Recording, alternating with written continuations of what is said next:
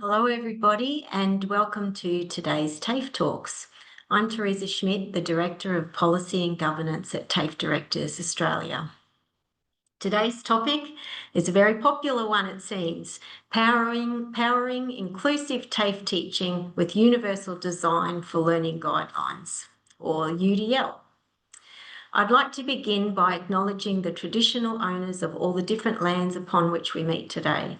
I'm coming to you today I'm not in Gubbi Gubbi country today. Normally I am. Today I'm in Canberra, so I'll say Yuma, and I'd like to pay my respects to elders past and present and to all Aboriginal and Torres Strait Islander people joining us in the discussion today.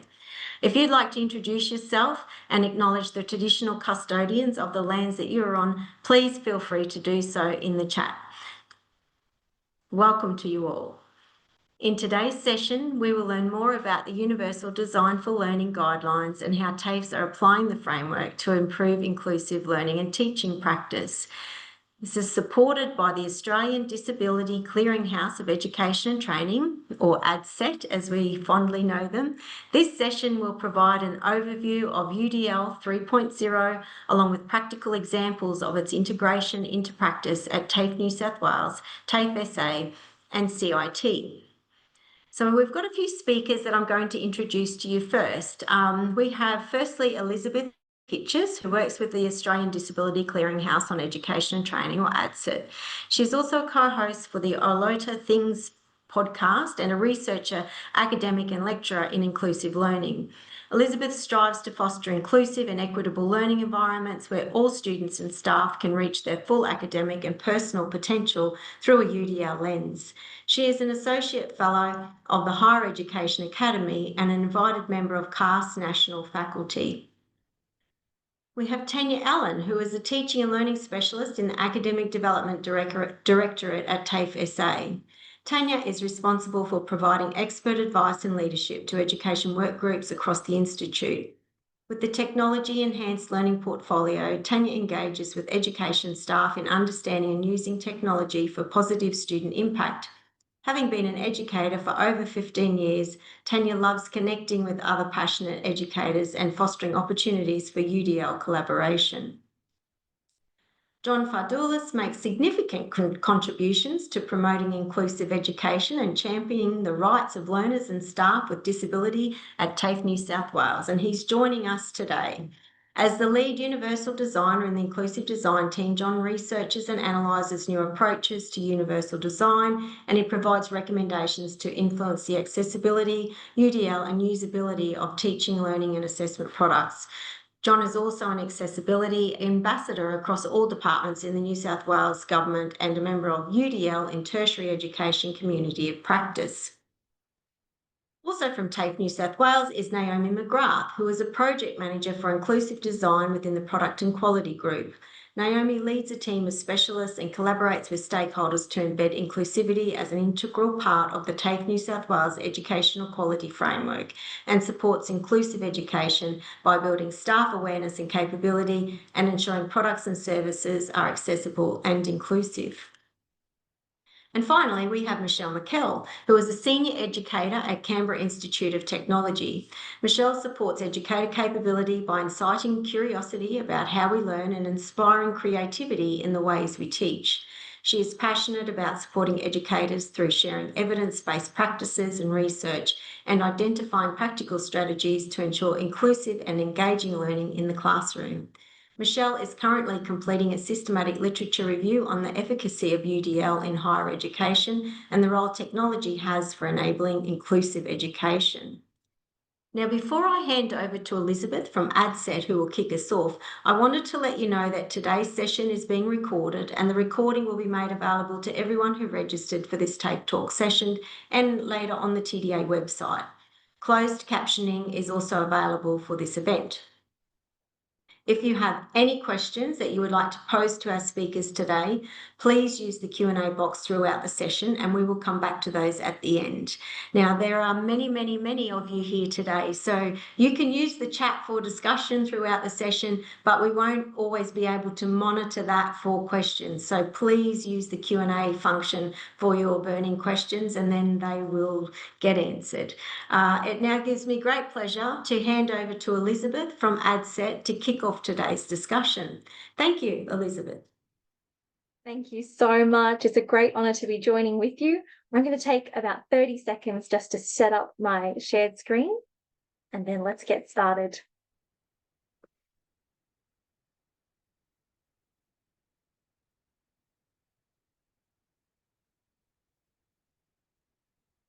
Okay, so hi everyone, and thank you to those of you who are joining us live and to those of you who are watching the recording.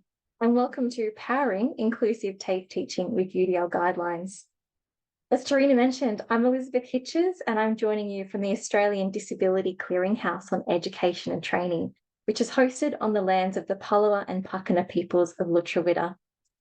My pronouns are she, her, and on this wintry day, I'm wearing a black and white shirt and I have shoulder-length brown hair. Now, please do engage with the chat today. My colleagues and I will be engaging with that with you. So let's make this a collaborative and collective discussion as we go on. And I've got my chat open so I can see what you're sending through as well. But as Teresa mentioned, any questions so they don't get lost, please put them in that Q&A section. Now, I'd also like to acknowledge the traditional custodians on the lands in which we're joining from today, the various lands, and recognise their valuable contributions to Australian and global society. I'd also like to pay my respects to the elders, ancestors and their descendants who continue cultural and spiritual connections to country, and acknowledge Aboriginal and Torres Strait Islander people participating in this event. So to give you a bit of an outline of today's session, I'm going to be starting us off with a very brief overview, looking at Universal Design for Learning 3.0. So in about 10 minutes, we're going to take a look at why you would take a UDL approach, what does it involve and who is it for? And then I'm going to hand over to my colleagues who are going to help us think through some really practical examples of implementation that help us to consider how we get started and take next steps, and how we know if it's working and what's needed. And then we're going to share some really exciting resources and opportunities to help you to keep growing in your UDL practice. So to get us started with UDL, I'd love for us to focus in first of all on why we would take a UDL approach. And to do this, I'm going to share 3 scenarios where a UDL approach might be really beneficial.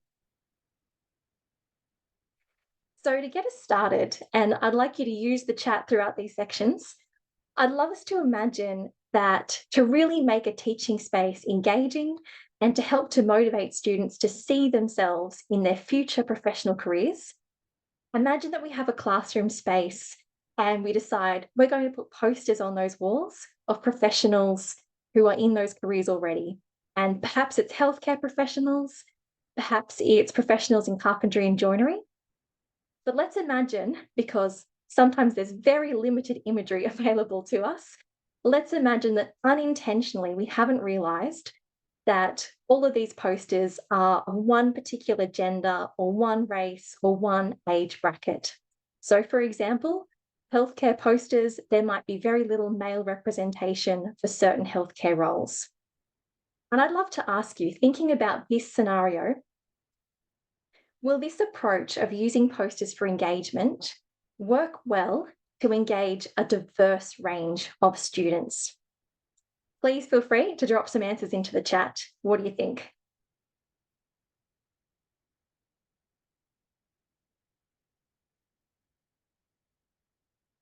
Okay, so we've got some no's, some not reallys, and some limiteds. So as you can probably imagine, it could engage some students, but it won't work well for everybody. And why is that? Well, we don't have a diversity of individuals represented. So some students might see themselves reflected, but others won't. And that could really impact how welcome students feel in that classroom and indeed in that broader professional field.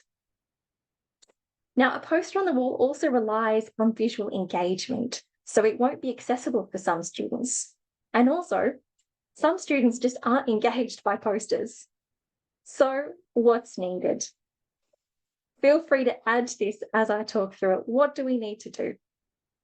Well, it might be quite obvious we need more than just this one option for engagement. So we can ensure that we add some posters that are more representative of the diverse individuals in the professional field to make it a more inclusive space. But we can also think, in addition to those posters, the relevance of this career path for students might also be conveyed by them getting to engage with a diverse range of perspectives and professionals in that field and get a feel for what that career looks like. And so having a diverse range of voices sharing those perspectives might be the thing that really sparks some students' motivation and makes them feel that the learning is really relevant and meaningful for them and for their future, that they really belong in this classroom, in this workshop, in this field of study. So having more than one way to engage students and thinking about how we engage a diverse range of students, not just some, is actually us thinking about multiple means of engagement. And this is a key principle of those UDL guidelines. So let's test out another scenario now. Let's imagine we have students who are learning about a three-dimensional concept or procedure. So maybe it's related to automotives or engineering or something three-dimensional in environment and sustainability. And let's imagine the way that they're learning about this three-dimensional concept is through a text-based worksheet or text-based descriptions and engaging with 2D or flat figures and diagrams. I'm going to ask you a similar question to before. Will this approach help a range of students to understand that three-dimensional concept or procedure? What do you think?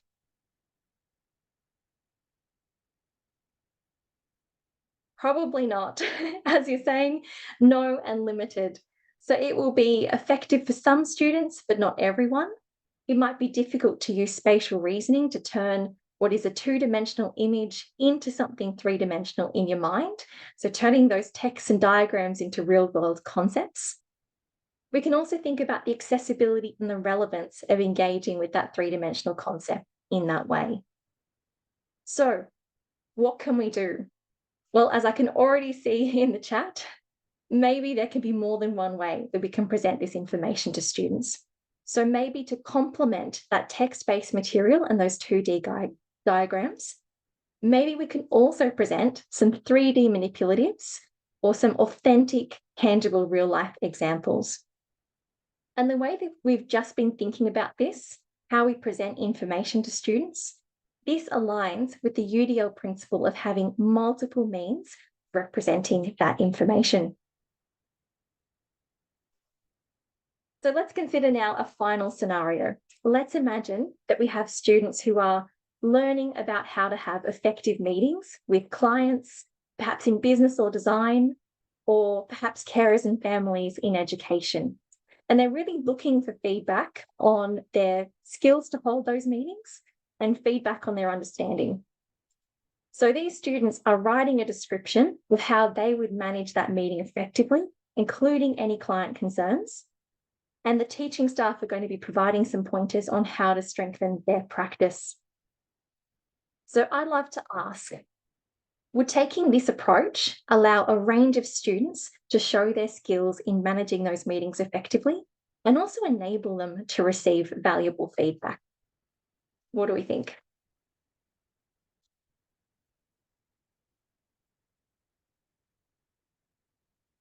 Okay, no, and it's a start, but it's not enough. Slightly. And as Barb mentioning, it could be easier to demonstrate.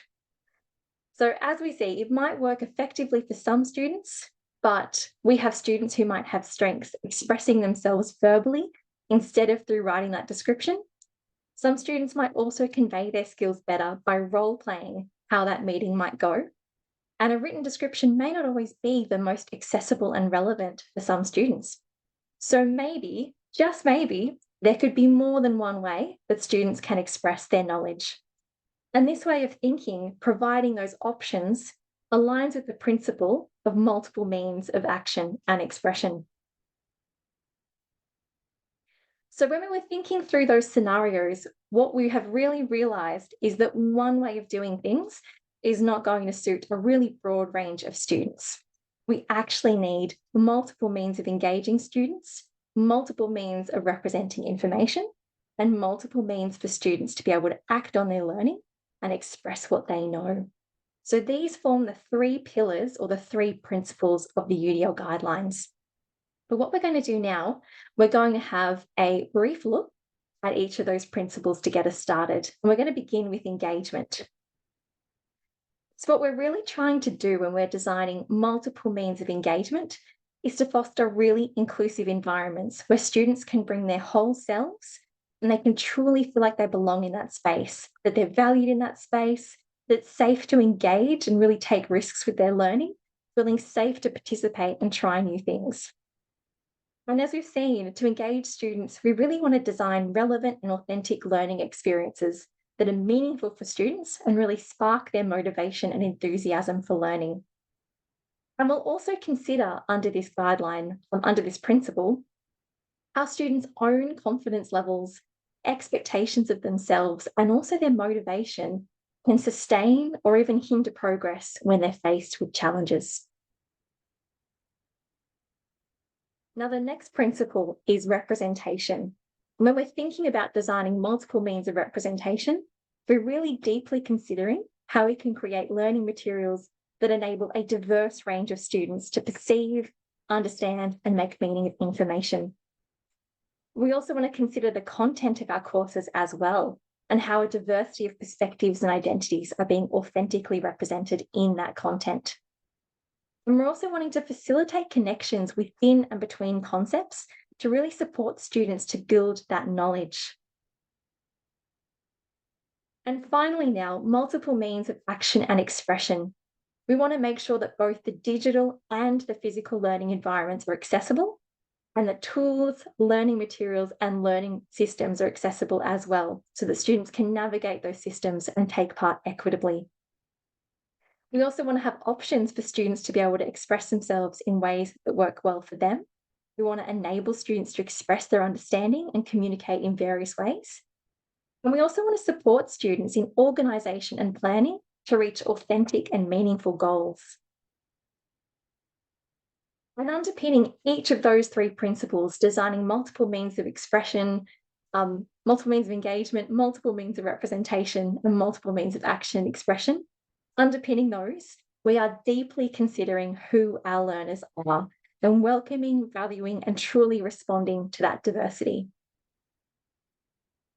So ultimately, what we're aiming to do is to proactively reduce barriers to learning, reduce those things that get in the way of those inclusive learning experiences. And we're really hoping to increase the options that enable meaningful, accessible, and really empowering learning experiences at TAFE. And if it's the very first time that you've considered UDL, you might be very excited to know that you might already be doing a number of UDL practices. So you're not starting from zero. Now, importantly, and this is something that can sometimes be misunderstood, UDL is about all students. So it's not just about students with disability or students who belong to a minority group.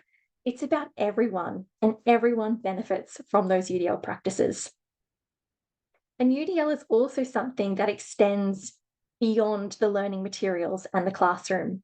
It can be implemented widely across our learning systems, across different workshops and workplaces, across our administrative procedures. We can really embed UDL principles into multiple ways that we work. But now it is my very great pleasure to introduce my colleagues, John, Naomi, and Tanya, to really help us think about how do we implement this? How might we get started, and what are the next steps? So over to you. Thank you very much, Elizabeth.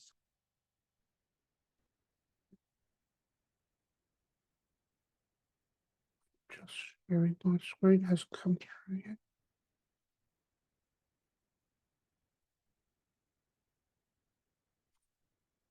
Can you see my screen? Yep. Cool. Ken, thanks, John. Thank you very much, everyone. So today we'd like to share with you the work we've been doing on a co-designed approach between TAFE New South Wales and TAFE South Australia. We've been developing a capability tool to integrate inclusive practice with a focus on UDL into learning and teaching materials. The tool supports staff by demonstrating how inclusive practices can be embedded in the design process to enhance the accessibility, usability, flexibility, and engagement of educational materials. So over to Tanya for some background information. Thanks, John. The ADSET and TAFE's UDL community practice brings together academics, teachers, practitioners from across the tertiary and higher education sectors in Australia. It was in this meeting that I actually heard TAFE New South Wales speak about developing a capability tool to showcase the application of their inclusive design standards. And I must admit, I thought they had said they had designed and developed a similar resource to what we were looking at doing. So I thought, excellent. I'm not a believer in reinventing the wheel. I'm a really big believer in collaboration, sharing, and caring. So I reached out to discuss. And it was during this initial meeting that I realised that I'd actually misheard and the resource hadn't been created. So as they say, that was the start of a beautiful relationship. The project team is consisting of Trina and I, who are teaching and learning specialists at TAFE, and Naomi and John, who are part of the inclusive design team at TAFE New South Wales. With TAFE, probably about 4 or 5 years ago, we established a learning design framework, and there are several components to our framework, which we umbrella under the term digital toolkit. We have our digital teaching and learning standards, our learning design planner, our TED or Technology Enhanced Levels for Learn, and our Learn Shell. Learn's the name of our LMS, which is Moodle based. And while the digital toolkit framework really was created to enable accessibility, usability, and inclusive education to be seen as essential design elements, we really tried to embed it within the process so that as the educator and designer moves through that learning design process, these elements were addressed. Although in the last couple of years, we've probably noted that there was more of a need to be explicit about these elements. So we've developed the Inclusive Education Roadmap and Guide, which had 3 active pillars: accessibility, usability, and universal design for learning. It's these pillars that are the latest addition to our digital toolkit and are really spotlighting or emphasising our commitment to TAFE to support inclusivity and groups that are traditionally underrepresented. It positions inclusive teaching and learning practices as well key for us and integral in understanding and considering the options and directions educators and designers might take in not only meeting those access and equity obligations, but also providing empowering student learning experience for all. We have a different initiatives throughout the last few years, but really the latest is our boot camps, which are designed to upskill staff as champions within different work groups to create that critical mass of skilled staff to support the adoption within their work group. A Moodle course is also being developed to support the process, and we have a learning circle, which is a champion of practice for, a community practice for those champions. I'll hand over to Naomi now to discuss some of TAFE New South Wales approaches and strategies. Thanks, Tanya. At TAFE New South Wales, we have developed inclusive design standards that sit within quality areas learning and assessment and learner support of the TAFE New South Wales Educational Quality Framework that defines educational quality and set clear requirements to aid in creating and maintaining diverse and inclusive environments. The standards were created from extensive research and a wide range of consultation to learn from other perspectives and lived experiences. The standards are organised in 5 focus areas of accessibility, communication, universal design for learning, cultural connection, and usability. Within these focus areas are 30 standards that guide inclusive practice at TAFE New South Wales. To help support these standards, numerous initiatives and resources have been developed, including our ID Hive, a dedicated and continually expanding repository of resources aimed at enhancing staff capabilities in accessibility and inclusion, the TAFE New South Wales Inclusive Design Toolkit that offers practical examples of how TAFE New South Wales staff can embed areas from the inclusive design standards and promote inclusivity within curriculum design, teaching practices, and the workplace. And our community of inclusive design, a safe space for all staff to ask questions and share knowledge, and where the team post updates from the toolkit, interesting articles and research papers, celebrating key diversity and inclusion dates, as well as related tools and apps on inclusive design. So in addition to the resources mentioned, the project team have co-designed the UDL Level Up model that will be developed into a capability tool available for all staff. The UDL Level Up model starts with a simple design that might not meet all our quality and compliance guidelines. We then build on this first level to make sure it meets accessibility standards, as well as incorporating a UDL +1 approach. We then build again on that level and embed usability and communication standards, such as language literacy, numeracy, and digital skills, again incorporating a UDL +1 approach. Finally, the last level shows all the improvements made to the learner's experience, adding choice, flexibility, and UDL.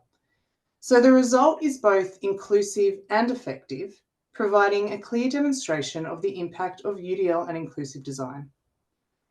The differences between each level's learning experience and design approach are highlighted throughout with the addition of an inclusive design analysis.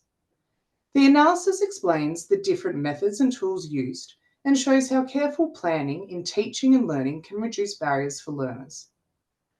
The UDL Level Up model allows staff who might feel overwhelmed with incorporating inclusive practices the options to start at level 1. Once confident and proficient, they can progress to level 2 and then to level 3. This methodical approach simplifies the process of designing with an inclusive perspective, making it easier to learn and apply each step effectively. I will now hand over to John to explain our UDL Level Up concept design in more detail. Thanks, John. Yeah, thank you, Naomi. The design of the concept was underpinned by areas of inclusive research, including the latest version of the UDL guidelines, the educational framework for inclusive practice, the UDL +1 strategy, a process for suggesting how to add one more option for learners so that we can provide flexibility and remove potential barriers in the learning process, and an accessible pedagogical lens. We know that learners are engaged and motivated to learn differently. They perceive and comprehend information presented to them differently. They navigate a learning environment and express what they know differently. Learners have multiple and intersecting identities as part of variability. The research enabled a design to allow learner agency, flexibility, and choice. Concept design. Our approach involved replicating the same lessons from one unit, one for each level of the UDL Level Up concept. Each level includes enhancements related to the standards applicable to that level. We continuously improve the lessons at each subsequent level. Prototype. In developing the UDL Level Up unit, the same content is produced 4 times, improving the design throughout each level, contextualized to our own organisation's frameworks, processes and tools.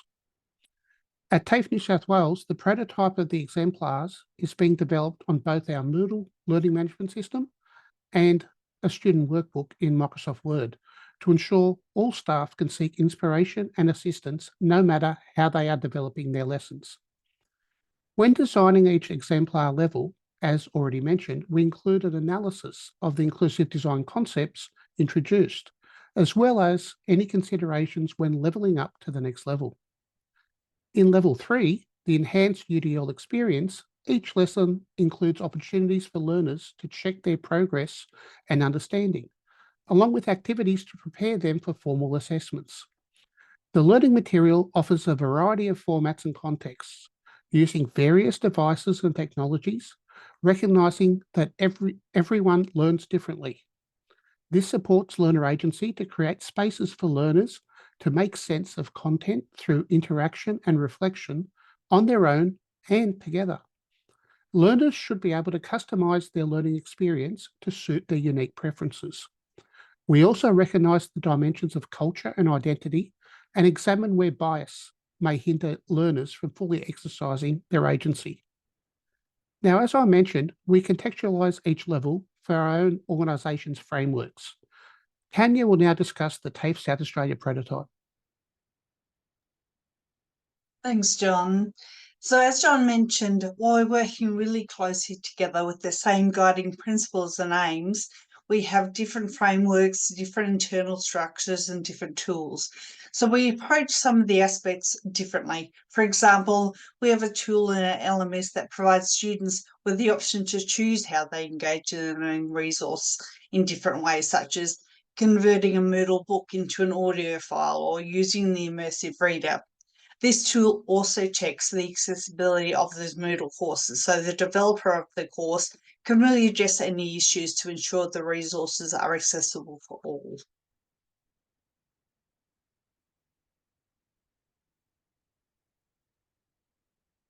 And thank you. Over to Michelle from CIT. Thank you so much, guys. And just bear with me while I get my screen up, and hopefully I will, your presentation's put in a nice segue. So Tanya, can you tell me, are you seeing my screen? Excellent. I am. Okay. Thank you so much. So I'm Michelle from CIT, and I support educator capability. Today, like Teresa from TDA, we are meeting on the Ngunnawal land, and I like to acknowledge the Ngunnawal people as our first educators in the Canberra area in 21,000 years of education through storytelling. So Elizabeth did a fantastic introduction to UDL, and John and Tanya and Naomi introduced us, showed us their brilliant framework, which I am very jealous of, because I would say at CIT, we're kind of in our infancy of UDL. We've got a few champions who I noticed are on with us today, so I'm glad they're here. But we are really starting to embrace UDL, and we're starting small. But what I'm going to show with you today might appear to be a bit aspirational from a small institution who doesn't have the wonderful framework that's in place, but let's be inspirational. So we've had John, he's shared with us identifying what UDL consideration is needed, so adding that +1. And now I'm going to say, let's go one step further and actually measure our impact. And we do that through action research. And hopefully today I will show you why action research, UDL, and the revised standards all go together so nicely. Okay, so what is today? I'm going to just introduce you to what is action research. I'm going to hopefully impress on you how, like I said, UDL, VET, and the revised standards are all perfect right now for action research. And I'm going to give you some step-by-step approach to how to start action research with a UDL focus, and show you some an example that's being done at CIT. Like I said, we're in our infancy. And before we start, let's go ahead and use the chat box. And just Elizabeth made the suggestion, and she's right, that we're not catering to the diversity. We are often teaching to the average student, but the point is that we don't have average students. We've got a diversity of students. So just out of curiosity, pop in the chat as a percentage of enrollment, who has more students identified with identified disability? Is it universities or VET? And I'll just give you guys a minute to type those in the chat. VET. Oh, I am so glad to see so many VETs, because, and here, let me tell you why, is because I shared it with my colleagues and they're like, oh, that's duh. Everybody knows it's university. It is university. But I come from a background where Tanya, with community colleges, and that when you that's where you start. If anyone's not sure, they start with a community college, or in our case, a vocational education. So when I saw these statistics, I was surprised. So university over the last 5 years have been increasing their enrollments of students with disability. They're currently at over 10% now. Now, conversely, VET only has 3.9% representation of students with disability in VET. And that trend actually has been decreasing. It sort of plateaued, and lately it's been decreasing. So I put that out there as something to think about. The other thing to think about, though, is this an opportunity for those of us in VET? And more importantly, is it an obligation? Because if we really think about it, in VET, our reach is 5.1 million learners, right? Well, enrollments, compared to university, which is just 1.6. So UDL provides the means for us to ensure that we are inclusive. And if you look at our statistics, we've got some room for development here. Okay, so action research, it's the what. How do we do it? So I think with UDL, UDL, one way to approach it is to approach it through action research. So hear me out here.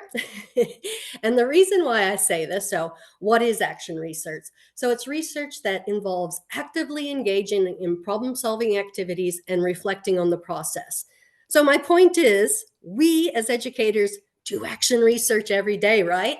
The part that's missing is we don't necessarily measure and share our findings. We know anecdotally, that worked well, I'm going to do that again. And the other thing that we probably don't do, that we could do better, is work in collaboration, because action research, when you do it collaboratively, is so much more powerful when you have multiple perspectives. And then lastly, the point I would make is we are doing this every day. So action research isn't something that you do on top of your work, but it really becomes a part of your practice. But again, it's those last 2 points that we often miss about measuring the impact and sharing it. Okay, so you remember when I said right now is the opportune time, okay? At CIT, we're trying to rejuvenate action research, and it seems to be in TAFE, there's been a real decrease in action research across vocational educations. And I'm hoping with now the support for Centers of Excellence, that will again have its emergence into VET and how we train and assess and how we improve our practices. But through our Electric Vehicle Center of Excellence, we are running some workshops to increase educators' capability and understanding of action research. And we are using UDL as a scaffold, if you will. And you'll see in a minute what I'm talking about. The other thing that we do at CIT is we highlight practices that have evidence of UDL in our monthly newsletter. So back to this being a perfect time. Okay, so to me, action research and vocational education, they just go together, right?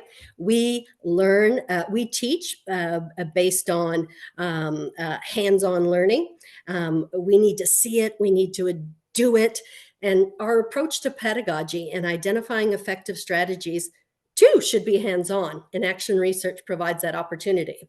Next, even though UDL guidelines have been around for decades, literally, it's only more recently that we've seen organizations sort of blend it into their policies and make it part of their policies that we deliver inclusive education, or even more specifically, our education is designed with UDL in mind.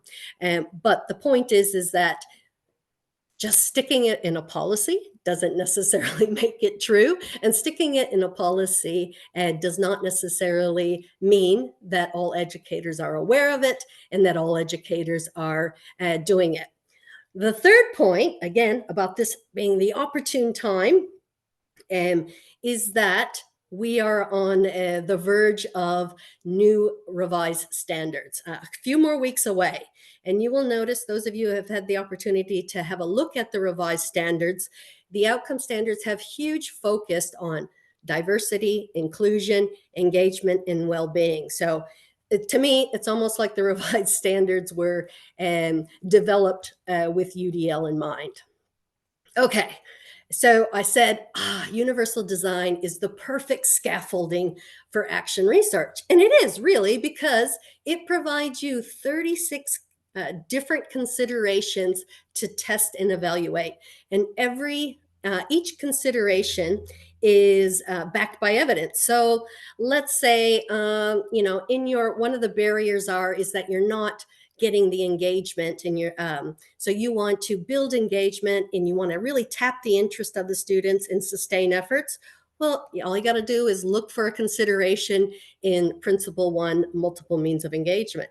Maybe you're looking to understand and design options for really knowledge perception, of really ensuring that your learners understand complex concepts and decoding information. All you got to do is look to the multiple means of representation, find a consideration, try it out, test it, measure the impact. Apologies. And then lastly, Elizabeth shared with us about using action and expression, providing that choice and options for learners to demonstrate their skills in a way that is relevant and meaningful to them. And well, there you go. Have a look at and choose a consideration for action and expression. Okay, now back to those revised standards. See what I mean? It's all coming together, right? So we've got standard 1.1, and what it's looking for is an outcome that training is engaging, well-structured, enables vet students to attain skills and knowledge consistent with the training product. Perfect. Let's look at how we can support engagement. Let's look at some of those considerations under multiple means of engagement. The next one is diversity and inclusion. In the revised standards, we need to show outcomes that our learning environment promotes and supports diversity of vet students. Again, all we have to do is look at multiple means of engagement in ensuring that we're looking at bias in a learning environment, and we are bringing in learners' a whole sense of self and learners' cultural identities. And then the other thing that you'll notice in the revised standards is a focus on well-being. So the outcome is the well-being needs of the vet student cohort are identified and strategies are in place to support these needs. So to me, well-being is the whole UDL framework. To me, is about nurturing student well-being. Okay, so right now you're probably thinking, okay, well, where do I start? And to be honest, the first time I looked at the UDL guidelines, I was overwhelmed, and I thought, oh my God, 36, how am I going to do all of this?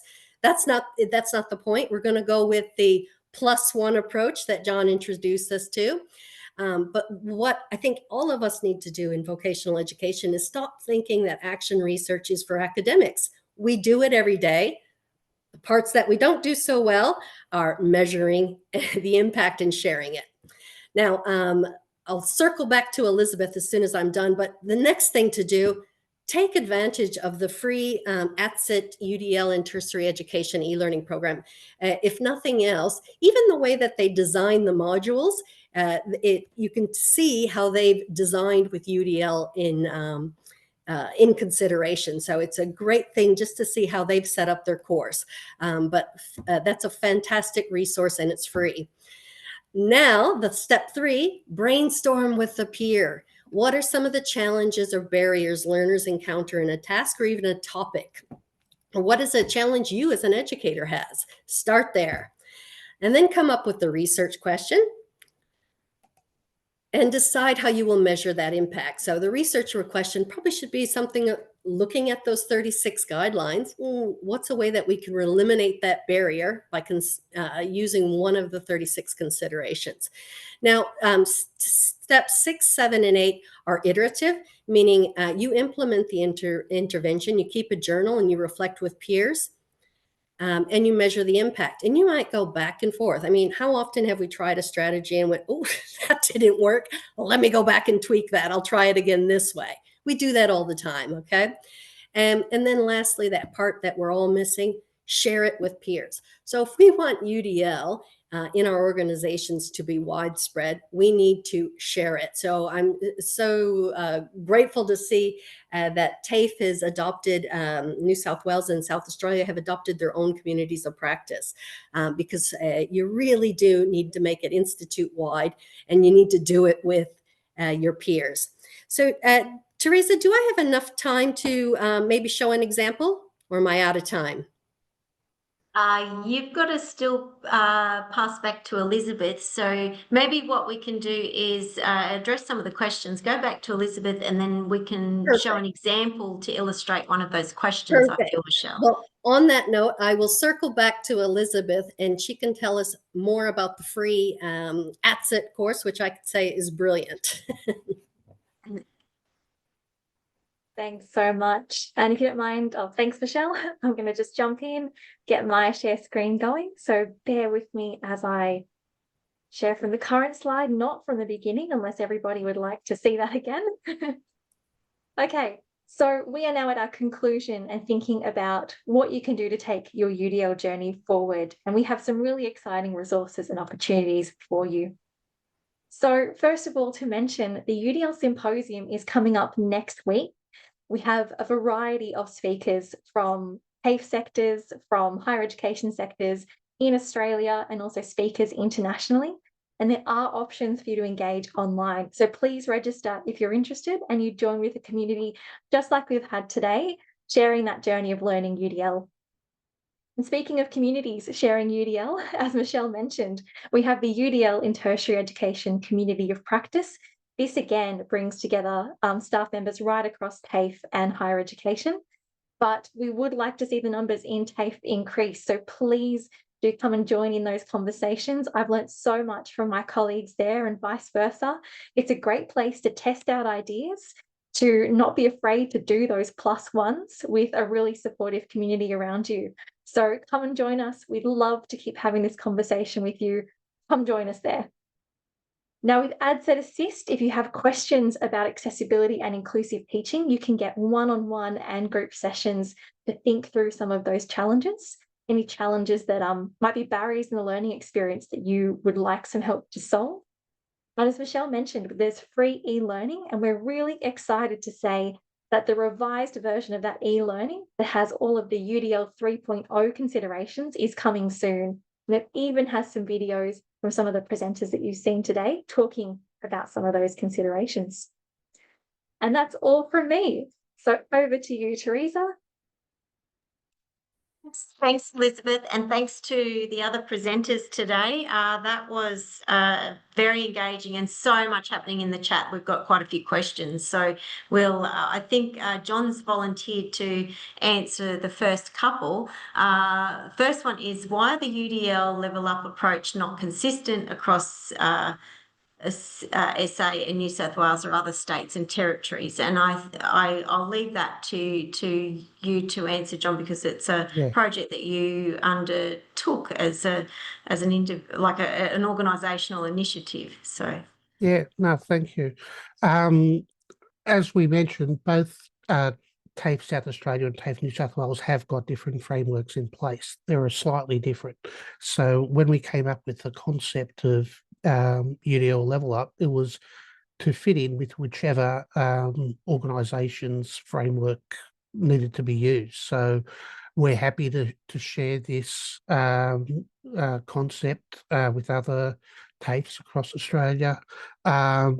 As I said, TAFE South Australia have got accessibility, usability, and universal design for learning as their framework, while at TAFE New South Wales, we've got accessibility, usability, UDL, cultural connection, and also communication, which includes LLND, language literacy, numeracy, digital skills. So based on our own individual standards and frameworks, UDL level up still works with that. So that's why it can be different across organisations.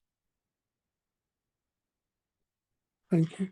Thanks, John. Now, I think you'd also volunteered to answer the next question, which was how does using an LMS get students vocationally ready when the workforce uses mostly the Microsoft suite? What about the authentic engagement that TAFE is known for with hands-on, face-to-face collaborative learning? Definitely. Well, UDL is all about giving people options for everything. And we do have both student workbooks and the LMS.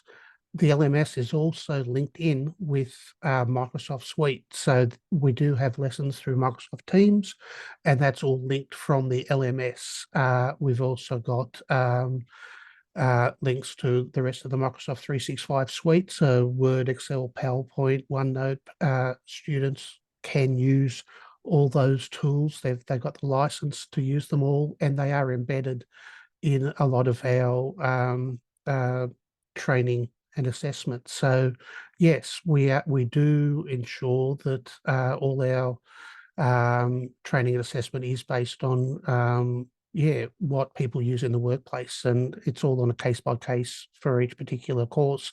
But UDL is about giving people options. So choose how you want to do it. Do you want to use Microsoft Suite, or do you want to use Open Office or something like that, or do you want to use something on the Mac or something like that? Giving people options on how they want to produce things based on what they're familiar with and how they want to do it, not necessarily stick with specific things, but still teach them what they're going to use in industry. Does anyone want to add to that on the panel? No, thank you. Sorry, John, I think Oh, if I go, can, Tanya. just Yeah. is this all right? I think for us, our LMS is the house or the home, which kind of houses everything. And a lot of the functionality that we can use in our, like picking up what you said, we use Word and lots of Microsoft products as well. But Universal Competency is also about transferable skills. So if we think about digital skills, if we're supporting students to to learn those digital skills, it shouldn't matter what environment they're in. But I think the LMS provides a really nice way, and we think about engagement of a way a student can progress through a Moodle course. For us, it's Moodle, where they get little tick boxes as they do things, or it tracks their movement throughout automatically based on whatever the developer has set in that LMS course. So that's a really universal design for learning way of being able to, I suppose, think about that executive functioning skills and helping students really work with the timeframes they have and know that they're on track or where they need to go or what they need to do to be successful in that unit. Thanks, Tanya, for adding to that. I've got another question here that I think will be on the tip of many people's tongues. Any experience in using AI to assist educators to apply UDL principles? Does anybody want to volunteer that? I might jump in for about 30 seconds and then hand it over to my colleagues. So there are many different ways that you could leverage AI. So you could use it yourself as an instructor or a learning designer to think about how you brainstorm ideas. So you could say to AI, I've developed this particular learning activity, but I'm not sure if it's actually going to be relevant enough, or perhaps it may not be accessible. Can you help me think through how I could increase the universal design aspects of it? And the AI could help you to brainstorm that approach. You could also use AI to support learners in that learning process as well. So perhaps there is quite a large reading on something technical, and it could be really overwhelming to start with. You could have that summarized into a short paragraph so students get that brief overview before they do that deep dive into the really technical work.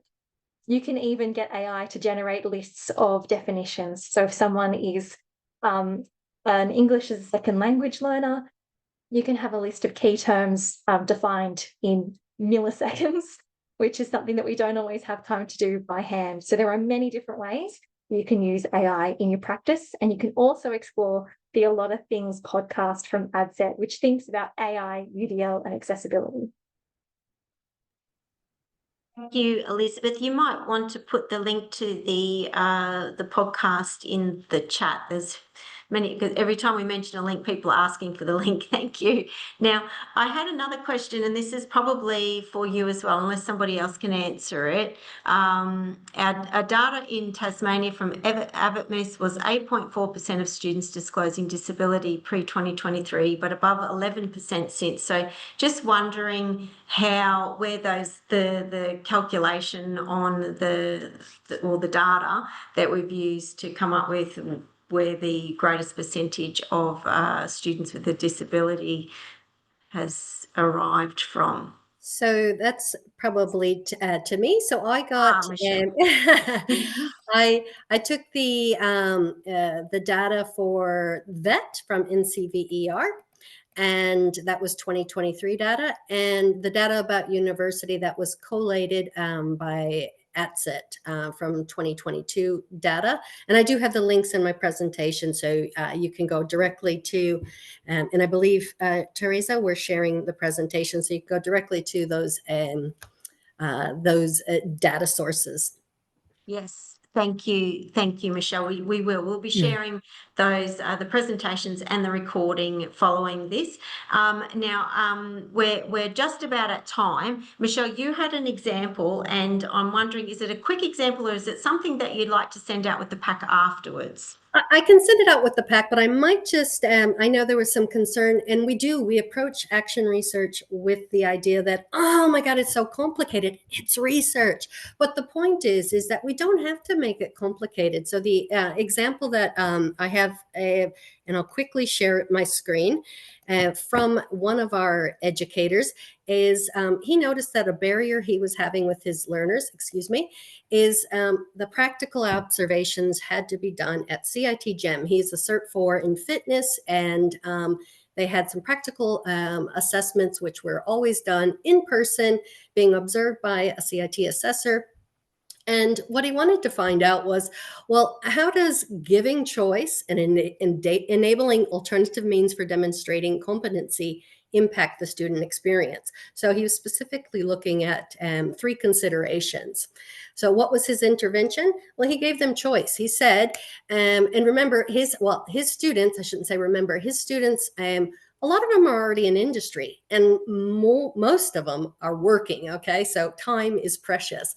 But he allowed his students they could complete the practical at CIT, or they could use Microsoft 365 and the streaming functionality and actually record their observation and timestamp it, and submit that and share that. So, but let me just preface this by saying what he did do was he spent a lot of time showing students how to use that technology. Okay, so he didn't just put it on the assessment task. The next thing he did, he used evaluation tools that he was already using, subject evaluations, but he would also keep track of his record of how long it took to assess, to make an assessment judgment. And so, and he embedded a few Microsoft forms, but he was using what he already has at hand. The results were increased satisfaction. He figured that out from the subject evaluation. Increased task authenticity, because they were actually capturing work in their workplace. Targeted feedback. So instead of re-recording a whole 20-minute presentation, he could say, you did this particular aspect wrong, and they would re-record a 30-second a part that was time-stamped. And then what he got out of it also is he considerably reduced his marking. And so that's how he used it. And it was benefits for teachers as well as for the learners. So I'll leave it at that. But again, we don't have to make it academic. We're doing this, and just think about doing it differently. Thanks, Michelle. And also, feeding into the our evidence and our continuous improvement for the revised standards. Yep, great work. Thank you. Look, thank you to everybody today. Thank you to Elizabeth from ADSET, John and Naomi from TAFE New South Wales, Tanya from TAFE SA, and Michelle, of course, from CIT. very insightful, practical discussion. Thank you to the audience. It's just been amazing, the questions, the discussion, and the fact that so many of you came today. Our next big event is going to be one not to miss also on the 23rd of July, Navigating Assessment and Integrity in the Age of Gen AI. So I'll hopefully see you all then. Thank you again. Bye, everybody.